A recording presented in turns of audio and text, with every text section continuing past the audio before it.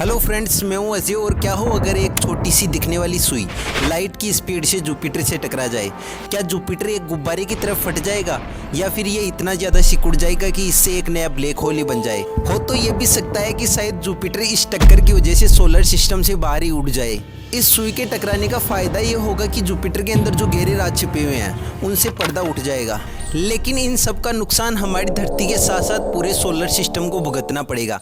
कैसे? चलिए जानते हैं इस वीडियो में। 2017 की बात है। हार्वर्ड यूनिवर्सिटी के दो वैज्ञानिक आइजैक सिल्वरा और रंगा डियाज ने एक एक्सपेरिमेंट किया।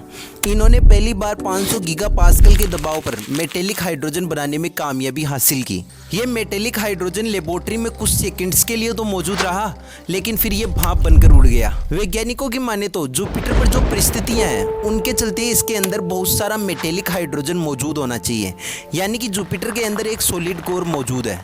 अब हम ये मानकर चलते हैं कि एक सुई लाइट की स्पीड से जुपिटर की ओर ट्रेवल कर रही है। इस सुई को जुपिटर की ऊपरी सतह से सेंटर तक पहुंचने में आधे सेकंड से भी कम का समय लगेगा। लेकिन थ्योरी ऑफ रिलेटिविटी के अनुसार लाइट की स्पीड से ट्रेवल करते हुए 1 ग्राम पदार्थ की ऊर्जा भी इन्फिनिटी होती है। इसका मतलब ये हुआ कि सुई जैसे ही जुपिटर की बाहरी सतह से टकराएगी तो सुई की सारी ऊर्जा सुई से बाहर निकलकर एक शक्तिशाली पल्स का रूप ले लेगी, जो पलक झपकते जुपिटर की सारी गैस को स्पेस में उड़ा देगी। अब आप सोच रहे होंगे कि अगर ऐसा होता है तो हमें जुपिटर का कोर दिखाई दे जाएगा, लेकिन ऐसा कुछ नहीं होने वाला है, क्योंकि दबाव नहीं होने की वजह से धात्विक हाइड्रोजन से बना ये कोर भाप बनकर उड़ जाएगा, बिल्कुल लेबोरेटरी वाले एक्सपेरिमेंट की तरह, जिससे जुपिटर के जो राज है वो छिपे के छिपे रह जाएंगे। तो अब हम ये मानकर चलते हैं कि सुई से कोई पल्स नहीं बनती। सुई सबसे पहले अमोनिया के बादलों में एंटर करेगी। यहाँ पर हवा की स्पीड 120 मीटर प्रति सेकंड तक होती है। अब सुई ट्रेवल करते हुए 250 किलोमीटर की गहराई में पहुंच जाती है। इस परत में हीलियम के साथ हाइड्रोजन गैस भी मौजूद होती है। सुई और इस गैस के बीच होने वाले घर्षण की वजह से आसपास का वातावरण गर्म हो जाएगा। जैसा कि आप सभी जानते हैं कि हाइड्रोजन एक छोटी सी चिंगारी से भी जल उठती है, तो क्या इसका मतलब ये हुआ कि जुपिटर पर आग लग जाएगी? ऐसा कुछ नहीं होने वाला है, क्योंकि हाइड्रोजन को चिंगारी से जलने के लिए ऑक्सीजन की ज़रूरत होती है, जबकि जुपिटर पर तो ऑक्सीजन पाई ही नहीं जाती। लाइट स्पीड से ट्रेवल करती हुई इस सुई को सबसे ज़्यादा खतरा है जुपिटर के ऊपरी वायुमंडल में चमकने वाली बिजलियों से, क्योंकि मेटल से बनी हुई ये सुई बिजली को भयानक ताकत से अपनी ओर आकर्षित करेगी, जिसकी वजह से सुई डिस्चार्ज हो जाएगी और अपने रास्ते से भटक जाएगी। इसलिए किसी भी स्थिति में ये सुई जुपिटर के केंद्र तक नहीं पहुंच पाएगी। इसके अलावा जुपिटर के पास एक शक्तिशाली मैग्नेटिक फील्ड है, जो सूर्य की ओर 7 मिलियन किलोमीटर और शनि की ओर 650 मिलियन किलोमीटर तक फैला हुआ है। इसलिए लाइट स्पीड से ट्रेवल करती हुई सुई जब जुपिटर की ओर बढ़ेगी तो इस जबरदस्त मैग्नेटिक फील्ड की वजह से सुई की दिशा बदल जाएगी और सुई जुपिटर के अंदर जाने के बजाय इसके चारों ओर घूमने लगेगी। इस सुई को लाइट की स्पीड से जुपिटर के सेंटर तक जाने के लिए जरूरी है कि यह सुई मेटल के बजाय किसी और चीज की बनी हो। इसे रिफ्रैक्टरी सिरेमिक से बनाया जा सकता है, जिसका यूज पहले अंतरिक्ष शटल के निर्माण में किया जाता था। रिफ्रैक्टरी सिरेमिक से बनी सुई मेटल से बनी सुई से 3 गुना तक हल्की होगी। इस सुई को लाइट की स्पीड से जुपिटर के उस भाग में दागना होगा जहां पर वायुमंडलीय धाराएं न्यूनतम हो।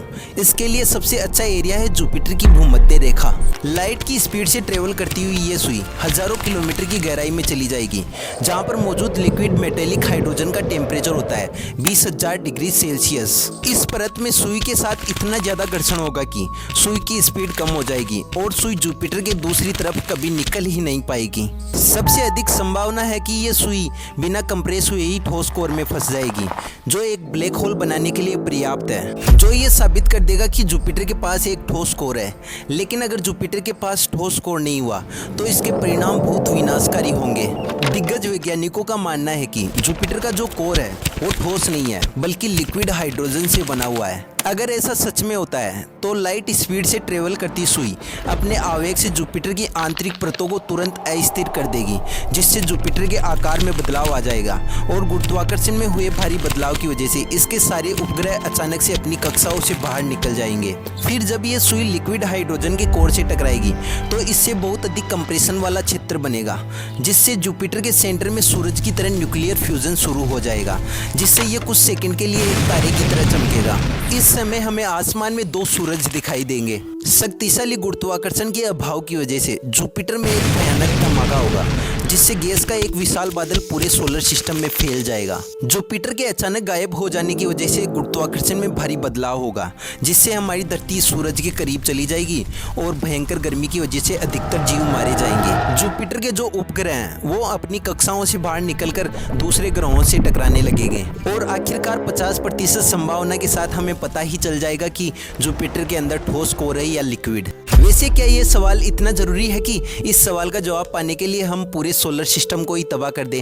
अपनी राय हमें कमेंट में ज़रूर बताएं और ऐसे ही वीडियोस के लिए चैनल को सब्सक्राइब कर लें।